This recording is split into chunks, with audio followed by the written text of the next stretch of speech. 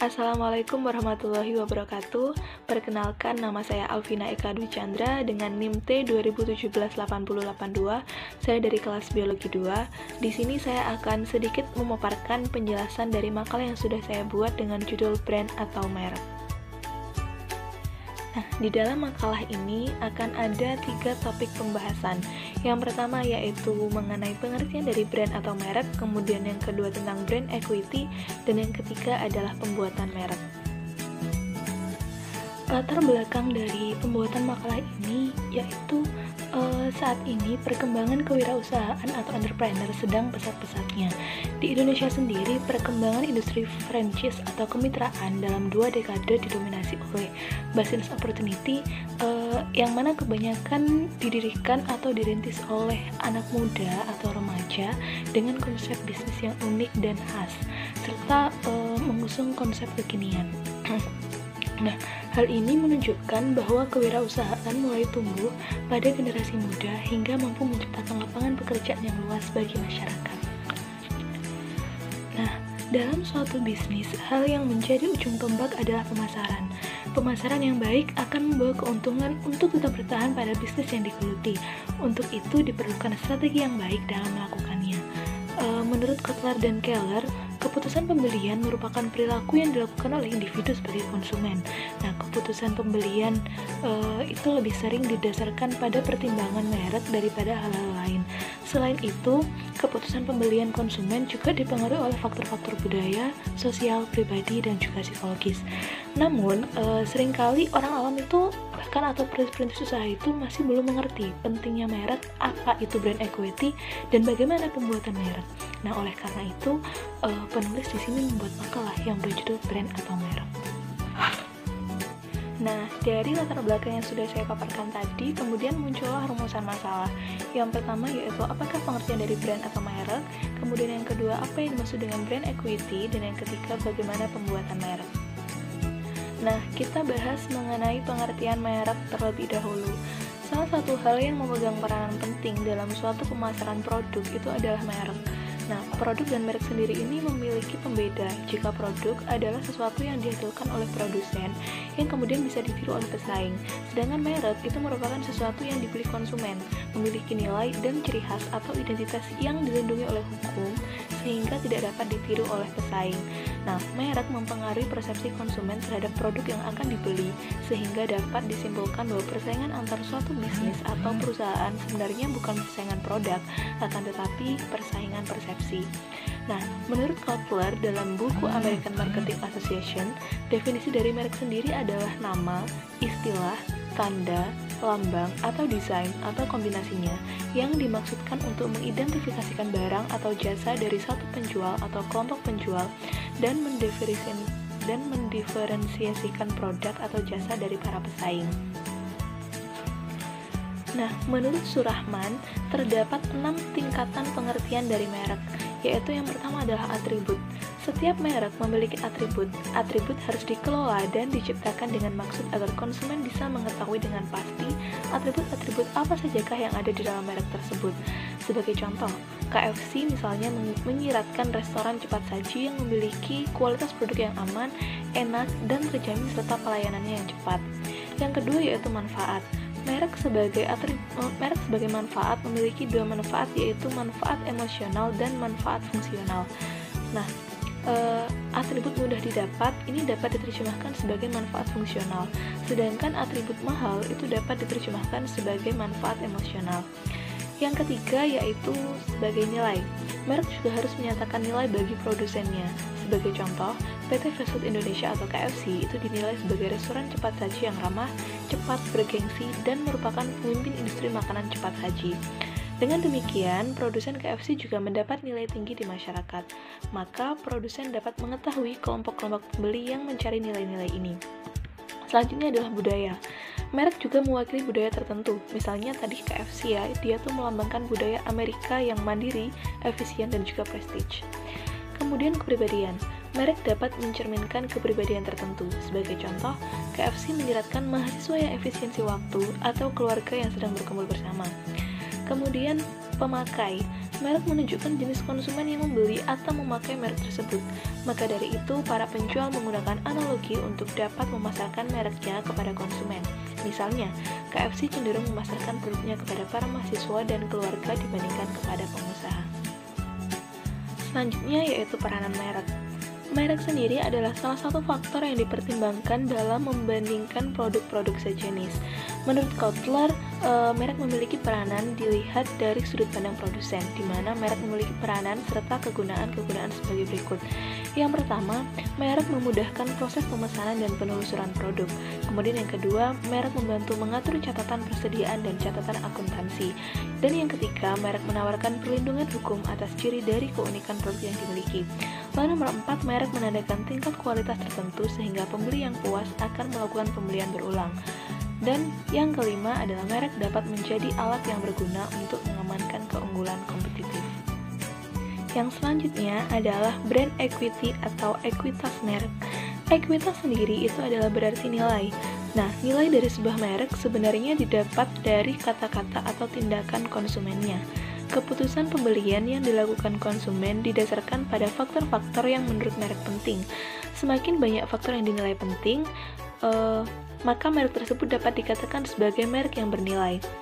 Menurut Ciptono, ekuitas merek adalah serangkaian aset dan kewajiban merek yang terkait dengan sebuah merek, nama, dan simbolnya, yang menambah atau mengurangi nilai yang diberikan sebuah produk atau jasa kepada perusahaan dan atau pelanggan perusahaan tersebut.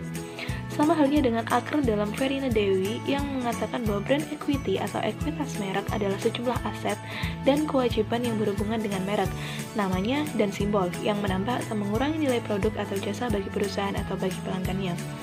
Ekuitas merek adalah nilai tambah yang diberikan pada produk dan jasa. Ekuitas merek dapat tercermin dalam cara konsumen berpikir, merasa, dan bertindak dalam hubungannya dengan merek, dan juga harga, pangsa pasar, dan profitabilitas yang diberikan merek bagi perusahaan. Ekuitas merek adalah efek diferensiasi yang positif yang dapat diketahui dari respon konsumen terhadap barang atau jasa.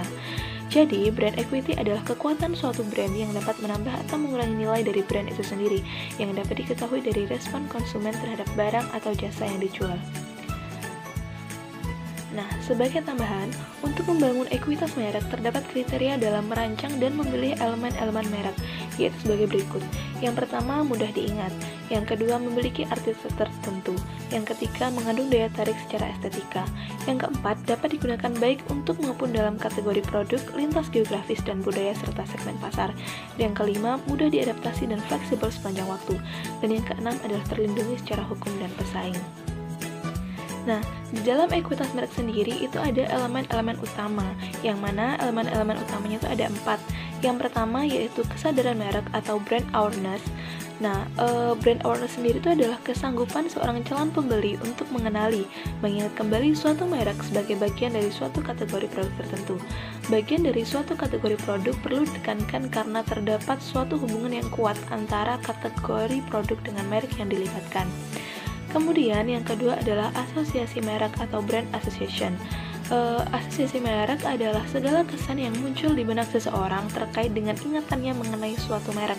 Jadi kesan-kesan yang terkait dengan mereka akan semakin meningkat dengan semakin banyaknya pengalaman konsumen dalam mengonsumsi suatu merek atau dengan semakin seringnya penampakan suatu merek dalam strategi komunikasinya. Ditambah lagi jika kaitan tersebut didukung oleh suatu jaringan dari kaitan-kaitan lain. Kemudian yang ketiga adalah kesan kualitas atau perceived quality.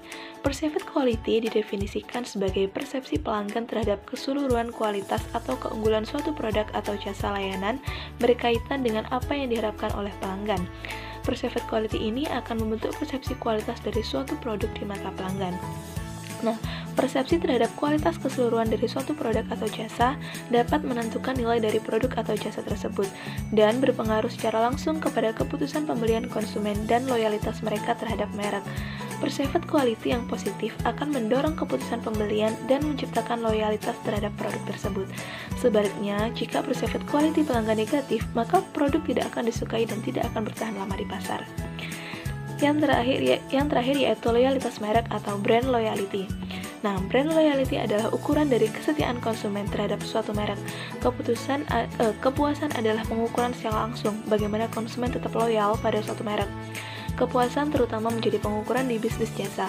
Sementara itu, loyalitas merupakan hasil akumulasi pengalaman penggunaan produk.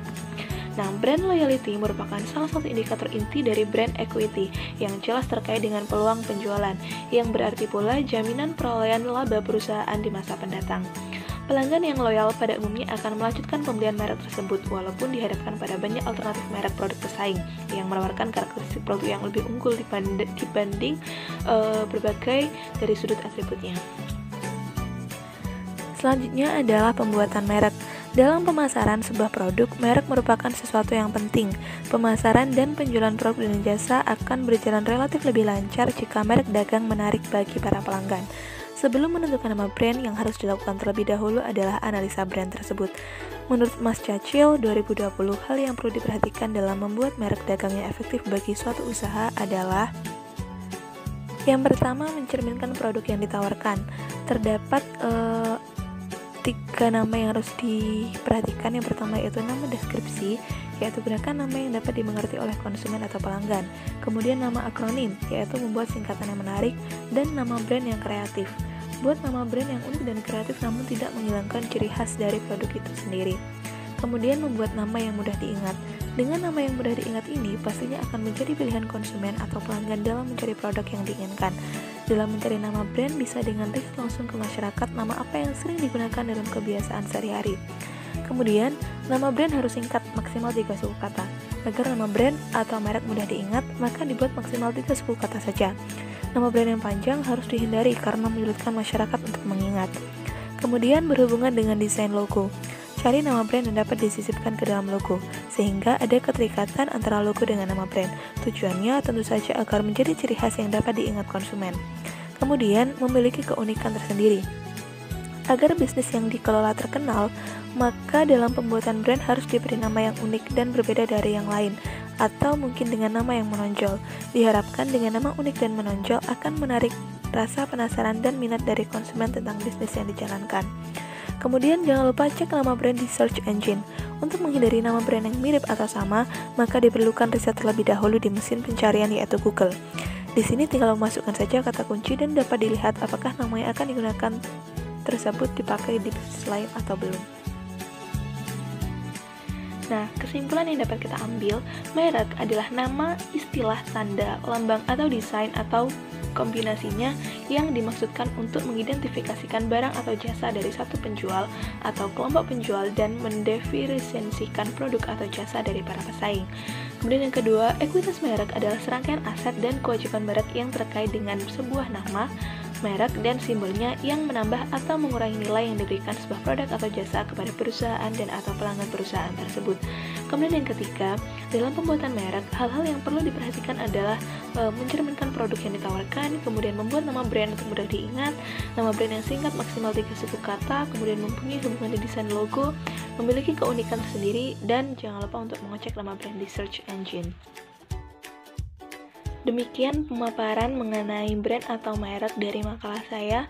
Apabila ada kesalahan saya mohon maaf. Wassalamualaikum warahmatullahi wabarakatuh.